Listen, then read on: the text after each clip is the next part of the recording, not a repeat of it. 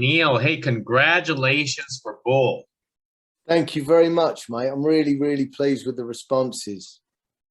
I'm really pleased with the result of this film. I do have to admit, I thought it was just another revenge film, and Yeah. I did not see that coming. I've been Oh, great. discussing that with other journalists. No one expected that. Yeah, no, it's great. I mean, I'm really surprised, actually, really happily surprised with the responses we've been getting. And just in these interviews tonight, you don't know particularly how it's going to play in America because the accents and stuff like that, I know, can sometimes be a bit of an obstacle. And I'm just delighted at how people are responding to it. So when you picked up that script, how did you actually react when you actually read that?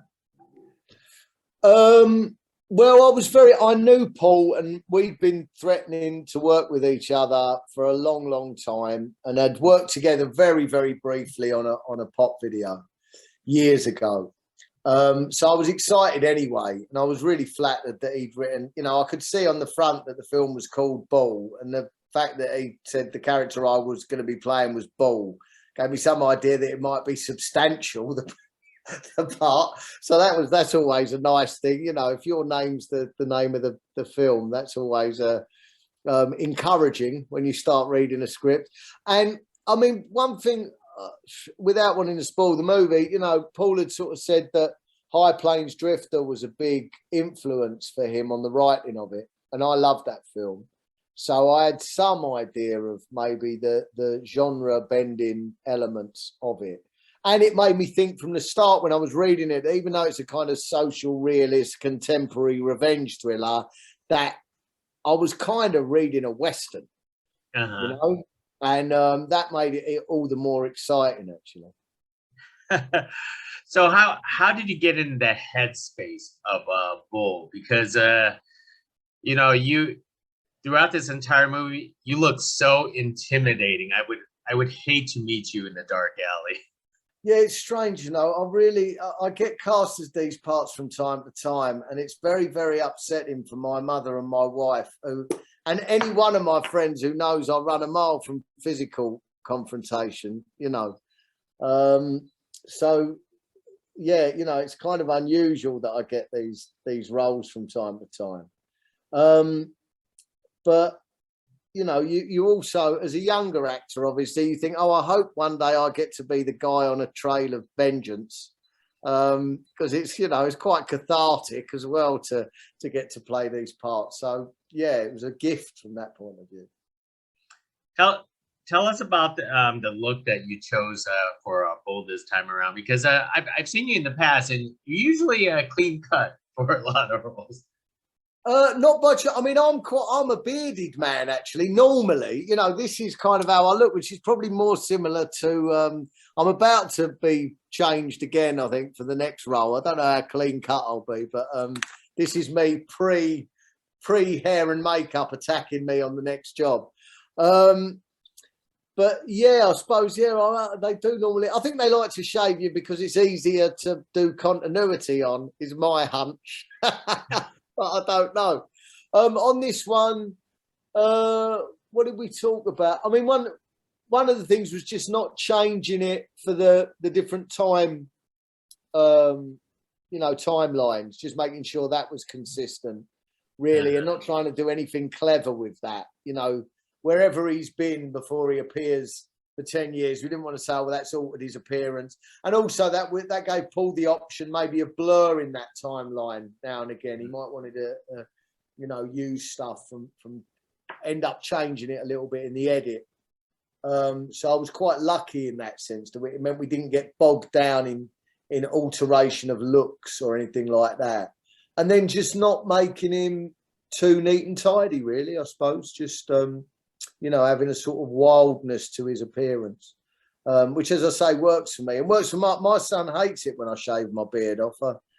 I think he likes as much of my face to be covered up as possible.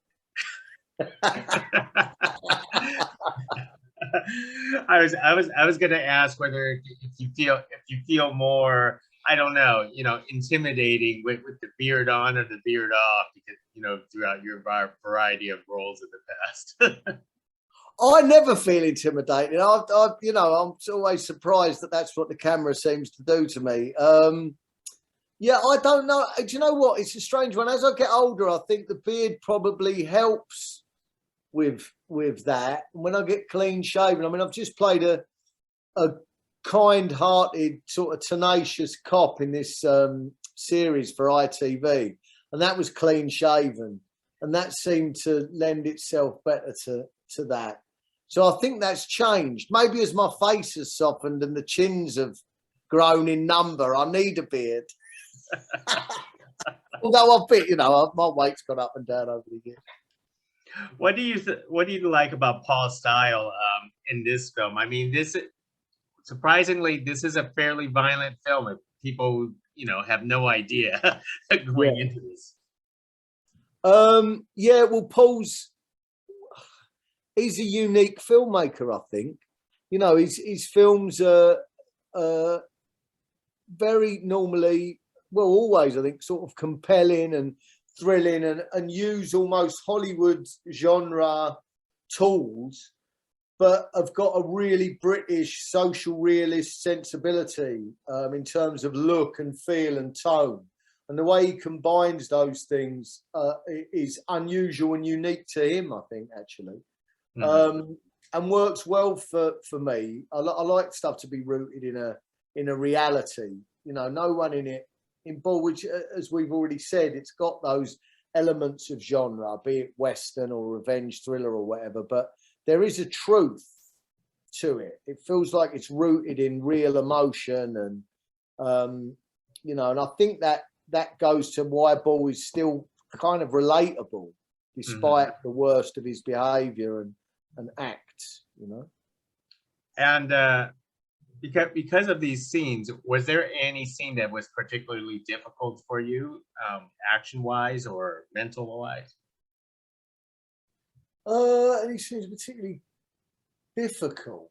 Not that I can think of, actually. I was really lucky. I'm very lucky with the actors I was working with. When you're opposite people who are always, that's normally the difficult thing, when you feel like you've got to make up for maybe a deficit somewhere else. And that just wasn't there with this. I was so fortunate with likes of Dave, each one of the gang, Dave Nellis, Kevin Harvey, Jay Simpson, who's the heroin dealer, Jake Davis, who's like the junkie I get hold of at the end. Everyone brought something very different to each of the parts. And then, Lois Brabin Platt, who plays my wife, it's her first film.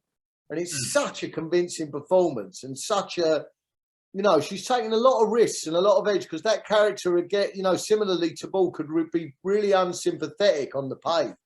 But actually, she brings heart to it and a sort of vulnerability that I think means, you do feel for her, whatever it is she does and whatever's revealed about that character. And it just, that makes your job easy and fun, actually, when you're playing off and against actors of that caliber. Well, it looked like you had a lot of fun. So I really enjoyed any characters you played. Hero, anti-hero, good guy, bad guy, cop, whatever. Yeah. Thanks very much, man.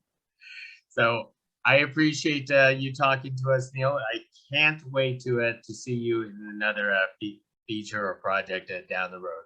Oh, great. Well, I've just directed a film, so I hope that I'll get to talk to you about that. Let's hope that later in the year you'll get to see it.